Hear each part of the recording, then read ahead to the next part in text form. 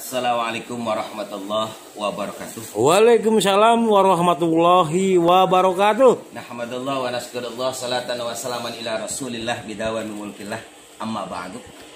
Sahabat iman dimanapun berada, Abi saat ini sedang berada di Tangerang di rumahnya Abah Ujang Junaidi, orang tua Abi sedang mudzakarah. Dan kali ini istriku yang tercinta luar biasa ini menyediakan kopi yang manis, semanis cantiknya. Amin. Langsung syarat sukses, bahagia, selamat dunia akhirat ada 3. Pertama, jaga Al-Quran. Baca setiap saat. Dari Al-Quran itu menjadi imam kita, di mana kita mengetahui mana yang hak dan mana yang batil, mana yang hitam, mana yang putih, mana yang lurus, mana yang bengkok, mana yang jelek, mana yang baik. Itu ada di dalam Al-Quran. Jadikan Al-Quran sebagai pedoman hidup.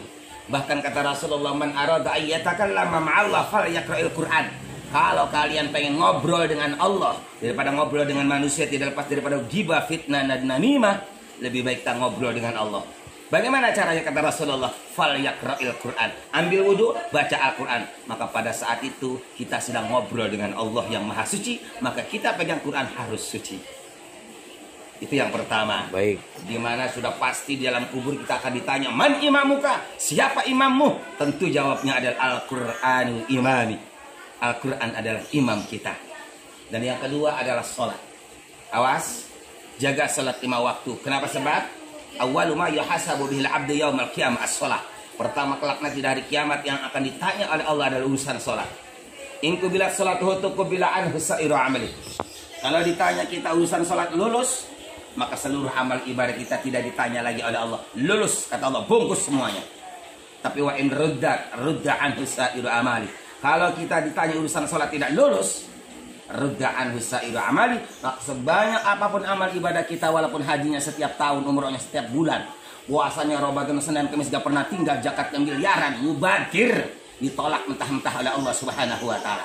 Kenapa? Sebab as-salatu ra'sul amal, karena salat adalah rajanya amal. Maka dari ikhwan, kata Rasulullah, as-salat ar-ra'sid ala jasad. Salat itu ibarat kepala di atas tubuh. Kalau manusia dipotong tangannya hidup tanpa tangan, masih bisa hidup selagi masih ada kepala. Dipotong kakinya pun masih bisa hidup selagi masih ada kepala. Tapi hal yang mustahil manusia hidup tanpa kepala. Serem. Begitulah amal kita.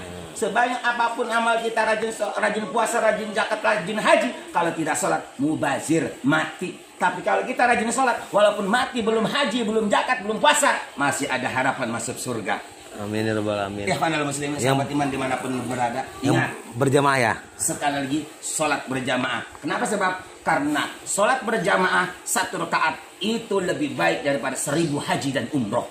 Sholat berjamaah 1 rakaat itu pahala seperti kita ibadah 70 tahun.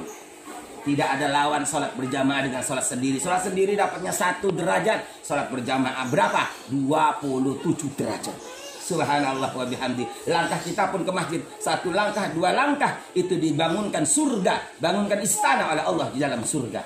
Subhanallah. Sholat sendiri nggak ada jaminan bisa diterima kalau benar, 1 lagi kalau benar. Tapi kalau sholat berjamaah, walaupun kita nggak benar, walaupun kita bodoh, kalau berjamaah dijamin oleh Allah Subhanahu wa taala sholatnya diterima dan diberikan pangkat 27 derajat. Luar biasa. Sholat 5 waktu. Ingat, man tahawana bis sholat, man taraka sholat al-khamsa amdan muta'ammidan fajaja'uhum jahannam khalidan fiha. Barang siapa yang meninggalkan sholat, maka kata Allah, kata Rasulullah, fajaja'uhum jahannam khalidan fiha, maka balasannya tiada yang pantas baginya kecuali neraka jahanam. Subhanallah, subhanallah. Tidak ada dosa yang paling besar di dalam Islam kecuali dosa tinggal sholat. Karena meninggalkan sholat 1 waktu dosanya lebih besar daripada berzina 100 kali. Meninggalkan sholat 1 waktu dosanya lebih besar daripada membunuh 70 nabi. Meninggalkan sholat 1 waktu dosanya lebih besar daripada anak dan ibu berzina di dalam Ka'bah.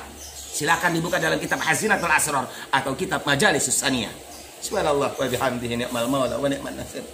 Bahkan Rasulullah mengatakan, al-ahdu bainana wa bainahumus shalah. Batas-batas keislaman seseorang adalah sholat. Kalau orang tinggal sholat, maka dia telah menjadi kafir karena hilang batas-batas agamanya. Wajar kalau Rasulullah mengatakan orang yang meninggalkan sholat itu masuk neraka jahanam. Jahanam itu tempat setan sama orang kafir. Kenapa orang meninggalkan sholat itu dimasukkan ke neraka jahanam? Karena orang yang meninggalkan sholat telah menjadi kafir. Subhanallah wa bihamdi. Dan perlu diingat, tidak ada pahala yang paling terbesar dalam hidup ini kecuali sholat 5 waktu. Itu saja yang bisa disampaikan. Sekali lagi, jaga sholat 5 waktu. Tidak ada lagi. Hidup bagaikan sebatang kayu, lebat bunganya serta buahnya.